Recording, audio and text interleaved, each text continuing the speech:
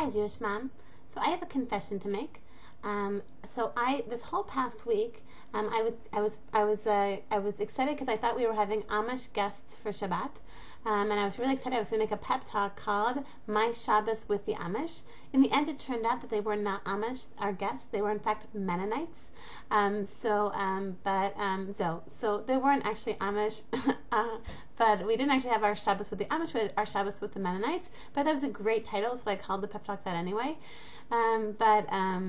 So I wanted to give you background, like why were we hosting Mennonites this past Shabbat? So I think we've told you in the past that we host for an organization called Shabbat of a Lifetime. It's an amazing organization which sets up tourists to sort of have like experience like a real authentic Shabbat Jewish experience. They host Jewish tourists and non-Jewish tourists. Most of the time we do Jewish tourists, but on certain occasions, like sometimes we also have non-Jews.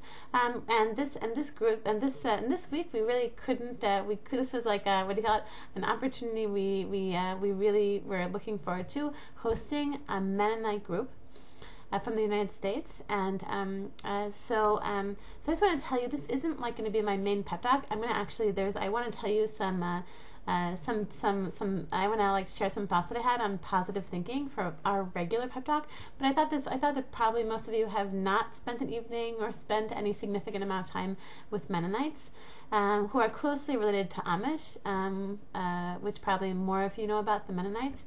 So I just want to like tell you some of my impressions, some things that really like made something that struck me about my evening with the Mennonites. The first thing was just that, so just to tell you about like what are just the Mennonites.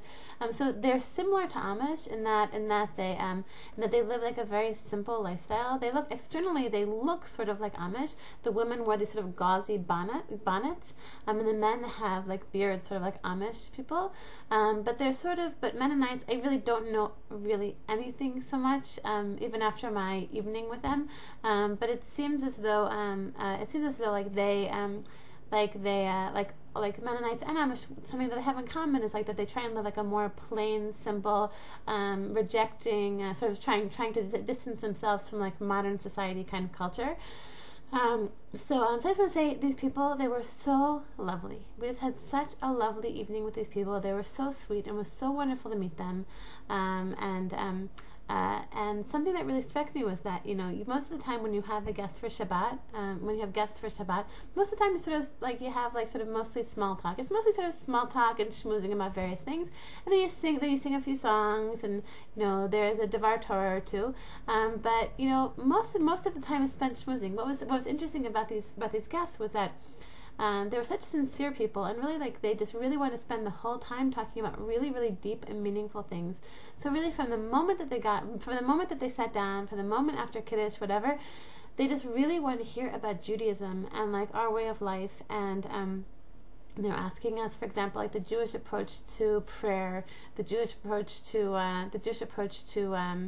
the coming of the Messiah, the Jewish approach to dating for marriage, the Jewish belief about regarding like the Temple Mount and the power of the Temple Mount, and just really like we just spent the whole time talking about these very, very meaningful things, and we were asking them about their lifestyle, and they were asking us about our way of life. It was really very, very nice, very special evening. Something else I want to share is that I met a really special woman among our guests. She's actually a mother of 13 children, and I live in Jerusalem. Like, I've met a lot of mothers with 13 or even more children. But what was special about this woman was that of these 13 children, only 8 of them. So she had 8 children, like me. I also have 8 children, B'lei Hara. And then she had another 5, and then another 5 she adopted. She chose to adopt an additional 5 children. And that really struck me. It was like a reminder to me. We're so busy in our own homes and our own lives. Like we're so overwhelmed, like living, just like sort of keeping our own lives afloat. But it reminded me like of the importance of also reaching out to the world, and like from the strength of our families, of our marriage and like our families, the amount of chesed, the amount of like acts of kindness that we can do for people outside of our families. And I think that this woman, she really she reminded me of that. Another thing that I wanted to say, like a third thing that struck me about the Mennonites, it wasn't from them. It was something that Josh and I, so we really don't know anything about Mennonites, and we still really don't know anything about Mennonites, except that they're very lovely people that we, from our evening together. But in terms of like their approach and their theology, etc., we really don't know. We know next to nothing. But before Shabbat, then we decided to read up on Wikipedia about them and about their approach to and about like what Mennonites are. And what we saw is that among we're familiar like with Jews, that we have lots of different groups. Like we have the Hasidim, and we have the Litvish, and we have the the modern Orthodox and the centrist Orthodox, and the right wing yeshiva, the right wing YU, and the we have the conservadox, and we have so many different groups. And within Hasidim, we have so many different different groups of Hasidim, and within the Latin we have so many little different approaches, like this yeshiva and that yeshiva, and Mennonites in that way are similar to Jews. Like they have so many different like groups of Mennonites. Like this one believes this thing, and this one believes this thing. And there's one thing that we read, that Josh and I read, and we thought it was sort of made us smile. So within the groups of Mennonites, then there's a subgroup of Mennonites is called the Old Order groups. A subgroup of the Old Order is the ones who still drive a horse and buggy, like the Amish. And another subgroup, and the second subgroup under Old Order, is the ones who drive cars, and drive like farming equipment. And so we read this. It says, distinctive within this group, it said all members, listen to this, all members drive black vehicles with black bumpers, grills, and hubcaps. To their neighbors, they are known as black bumper Mennonites. And if you Google this term, black bumper Mennonites, you will see that there's a whole bunch of things written about black bumper Mennonites, that people identify themselves this way, as black bumper Mennonites. So we can read this and be like, ha ha ha ha, what a funny way to distinguish between themselves. But it's sort of like, but then it sort of got me thinking, like I think among Jews there are many people who will say, in that shul, I would never go to that synagogue. In that synagogue, all the men, they wear colorful kippahs. I would never pray with people like that. They believe this and this and this, and I would never pray with people. And they're like this and this and this. I would never pray with people like that. And then someone else would say, in that synagogue, I would never pray there. All the men there, they wear black velvet kippahs, and they even wear hats, and they wear black velvet kippahs. Okay, they're wearing black knitted kippahs, then it's okay. But then that I could deal with. A black velvet, they're just too over the top, too fanatical, too whatever. You understand what I'm saying? So I think that just like reading about the whole black bumper Mennonite with their black, it's like people defining themselves, defining the differences between people in terms of like their color of hubcaps. I think probably defining ourselves by like the color of our kippahs and judging people based on that, and also women, I guess, for like the hair coverings that we wear, judging this one because she wears this head covering and that head covering, and this one wears a tichel, and this one wears a sheitel, and this one wears a whatever, and this one has her bangs hanging out, whatever.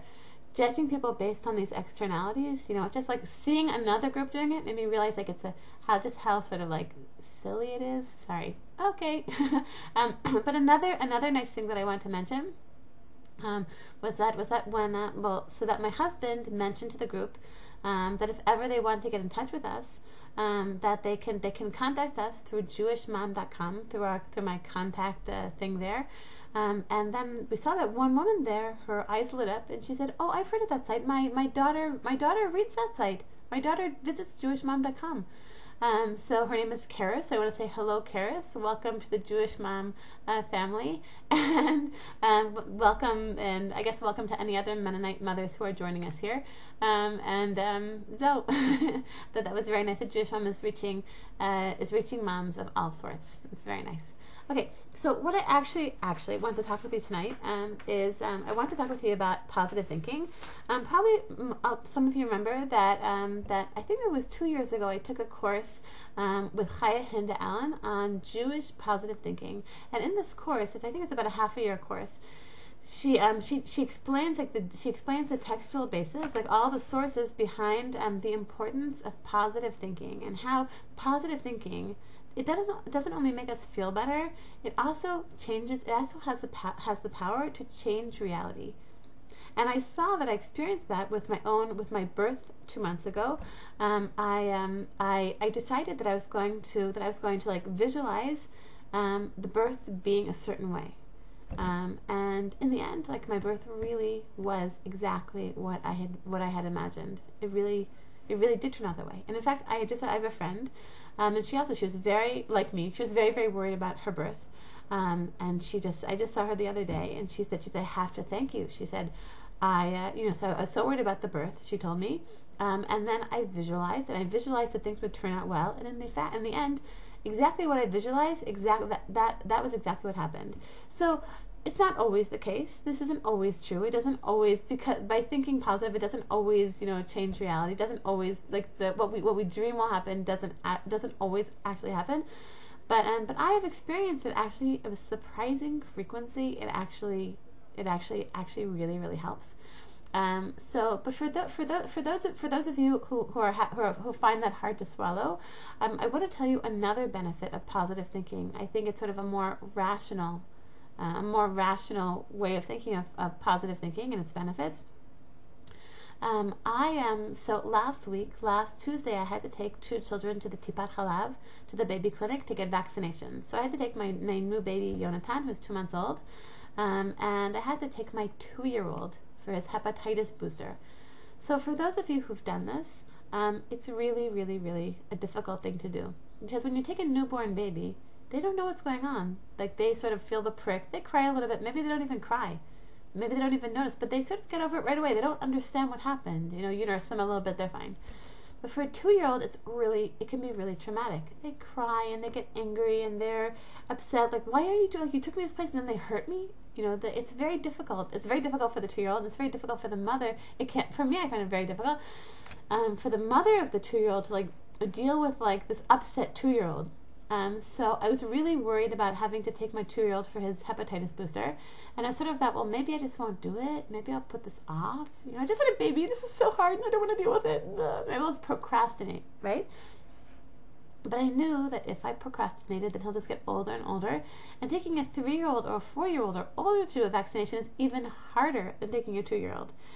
So I decided, okay, I'm going to do it. So I decided I was going to visualize. I was going to do like a positive, like sort of positive thinking about my 2-year-old's vaccination. So I just, relaxed, and I envisioned taking him there, and I envisioned that he got the vaccination, and just at the moment that he starts to cry, I hand him a crumbo. A crumbo is like a cream puff, an Israeli cream puff, and right away he calmed down. So I thought that's a good idea. I'll bring like a treat with me. So I actually didn't have a crumbo in the house, but I brought like a little chocolate bar that I had. And the next day I took Yaakov to the nurse, to the Tipat Chalav, and she did the vaccination, and he was like, and then I gave him the candy bar. I was like, okay, and he ate his candy bar. It wasn't so easy. Like, he was still a bit upset, but like, Mama, so the nurse said, look at him. She said, I wish that every mother would do this. Every mother should know to bring like a treat along, because otherwise they can just go on and be so upset and it's so hard to get them calm. But if you give them something nice to distract them, then the pain passes so quickly, right? They forget about what they just went through. So I'm explaining this because, it's true, like, positive thinking. I believe that it can work just on like some sort of metaphysical level. I believe that it can in many situations. It actually can change reality. But even if you're not ready to believe that, I think what positive thinking enables us to do, it enables us to problem solve. It enables us to look ahead and think, well, how could I get to this? How could I rationally get to the positive outcome which I want, right? So I just wanted to also tell of you, I just heard that Chaya Hinda is starting another course in April. To learn more about her course, you can visit, so either you can Google Jewish Positive Thinking and you'll get to her website, or you can look up JP Think, as in Jewish Positive Thinking, jpthink.com. and they're starting a new course in April. Something else I want to just mention, something that I learned from Chaya Hinda that I do every morning. Every morning, basically. Also, I want to say, this has been, I don't know, it's been like a long time, like 2 years since I took the course. Every single morning, I still listen to her positive visualization. It's like a relaxation positive visualization tape recording. And as someone who is really a chronic negative thinker, it really, really helps me to just imagine how things in my day are going to turn out well. I imagine every day as an exercise. I imagine every morning when I daven, I imagine 10 good things that are going to turn out well that day. Things that I'm worried about. Okay, this appointment is going to turn out well, and this, phone call is going to turn out well, and this whatever is going to go smoothly. And I envision things turning out well, and really, almost always, it does. It actually does. So I just wanna just to summarize in conclusion. So I was talking about the Mennonites, and we just had such a wonderful time with the Mennonites. And I want to bless all the Mennonites. It was so wonderful, meeting you, and it was just like a really lovely group of people. And regarding positive thinking, we know the positive thinking. So I believe, we know of Chaya Hinda, she cited many sources, many Jewish sources, which talk about how positive thinking can actually change reality, from our thoughts to reality, and with surprising frequency, I've actually seen this happen, but not always, but but quite often, actually, I've seen that it actually does have an impact. Thinking positively. The second thing is that even if you're not ready to swallow that, that by positive thinking, it forces us to look ahead and think, okay, how could I get to that positive outcome? What would I need to do? What would I need to do to actually make that, to think rationally and think, okay, what physical step, what practical step do I need to take to reach that positive outcome? So in that way, it's empowering, and it enables us to problem solve. So this week is Rosh Chodesh Adar, very, very, very exciting, and I want to wish all Jewish moms with an amazing, amazing week.